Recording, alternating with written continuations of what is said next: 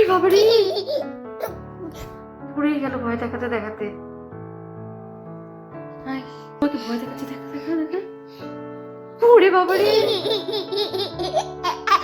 আস্তে আস্তে পড়ে যাচ্ছে রিদ্ধা। ওরে বাবারে, ওরে বাবারে। হাই, আমি সুস্মিতা, আবারও চলে এসেছি নতুন একটি ভ্লগ নিয়ে। আর আমার নতুন ভ্লগে তোমাদের সবাইকে অনেক অনেক ওয়েলকাম। তাড়াতাড়ি কখনো আমি রিদ্ধাকে ঘুম থেকে উঠাই না, বাজে 9টার মতো। ও তো জেনারেলি 10টার পরেই ওঠে।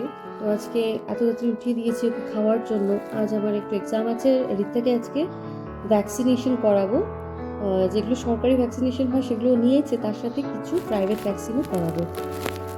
তো সময় অ্যাডজাস্ট করার জন্য ওকে তাড়াতাড়ি উঠিয়েছি, খাইয়ে তারপর আমি রেডি হবো। আমার একটা এক্সাম আছে, তারপর সেখান থেকে ওকে ভ্যাকসিন করাতে নিয়ে যাবো। ওর মুডটা এখন একদম ভালো না, ওকে জলও খাওয়াতে পারছি না। বাবা খাবা তুমি এখন? খাবে না, খাবে না, খাবে না। এবার কে খায়, কে খায়, কে খায়? ভূত খেয়ে নিল, যা ভূত খেয়ে নিল। এবার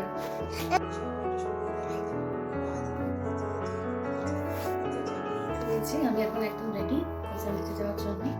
সব কাজ গুছিয়ে নিয়েছি। রিদ্ধা যে যাবে, আমি বাইরে থাকবো না, তাই ওর সমস্ত রকম ড্রেস, টাইপার সব রেডি করে দিয়েছি।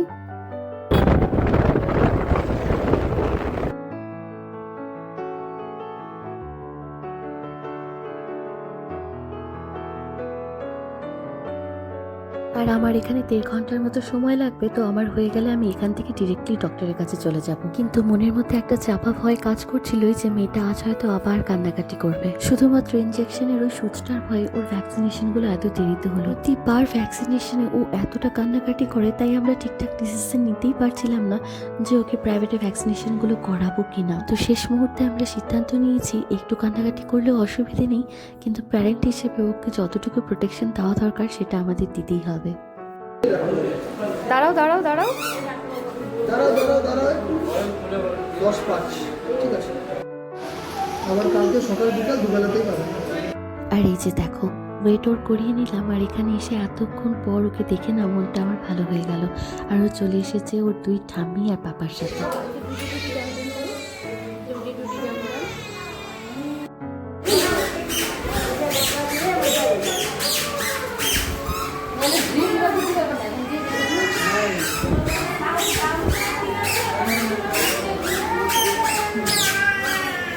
তো ভ্যাকসিনেশন রিদ্ধাকে করিয়ে নিয়েছি। ভেতরে তো অসহ্য চিৎকার করেছে, কতটার ব্যথা লেগেছে জানি না, কিন্তু ভয় পেয়ে প্রচুর চিৎকার করেছে। মানে ও মা বাবা আর বাড়ির লোক ছাড়া কারো কাছেই সেফ ফিল করে না, তাই অচেনা কাউকে দেখলেই এইভাবে চিৎকার করে। তো এই যে এখন বাড়ি চলে এসেছে। আর সত্যি আমার মনে হয় ওর সেরম ব্যথা লাগেনি, কারণ বাড়ি এসে ওর কান্না একদম থেমে গিয়েছে। এখন ওকে নিয়ে বসেছি খাওয়াতে, যেটা আমার কাছে সব থেকে বড় কাজ মনে হয়। একবার একবার একবার এই দেখো রিদ্ধা কি সুন্দর গুড গার্লের মতো খেয়ে নিচ্ছে। রিদ্ধা,